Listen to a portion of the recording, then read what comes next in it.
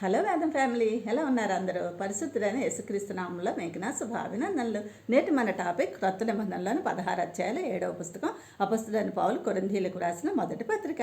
దీనిని 56, 57 ఏడీలో ఎఫెసు నుండి వ్రాశారు. దీనిని సమస్యల పరిష్కార గ్రంథం అంటారు. కొరింథు పట్టణం గ్రీసు దేశంలో లెక్కేయం, కెంక్రేయ ఓడరేవుల మధ్యనున్న గొప్ప వాణిజ్య కేంద్రం.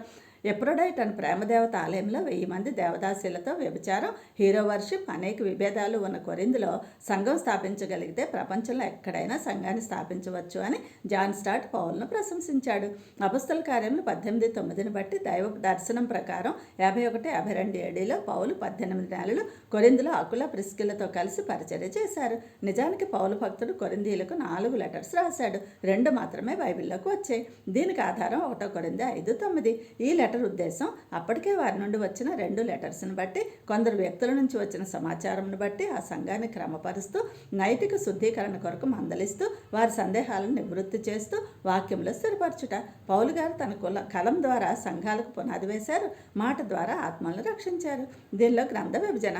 మొదటి అధ్యాయంలో కలహాలు, రాజకీయాలు. 2 సిలువను కూర్చిన వార్త. 3 వృద్ధి కలుగు చేయవాడు దేవుడే. 4 గ్రూపిజం తీసేసి ఐక్యత కొరకు. 5 లైంగిక అనైతికతను ఖండించడం. 6 మీలో మీరు సమాధాన పడండి. 7 భార్య భర్తలకు హితోపదేశం. 8 నుండి 10 విశ్వాసకున్న స్వాతంత్ర్యములు.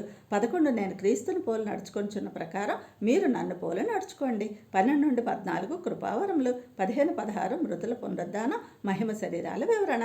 దీనిలో ముఖ్య వచనాలు 1:18 శిలువ శక్తి, 3:16 దేవుని ఆలయం, 6:19 శరీరం పరిశుద్ధాత్మకు నిలయం, 13 ప్రేమ అధ్యాయం. ఫ్రెండ్, యేసు రక్తంతో కొనబడిన మన శరీరంతో దేవుణ్ణే కనపరచాలని తెలుసా? అయితే యేసుతో మోక్షంలో జీవిస్తావు. నేటి ప్రశ్న, మరణాత అనగానేమి? Thank you. God bless you all.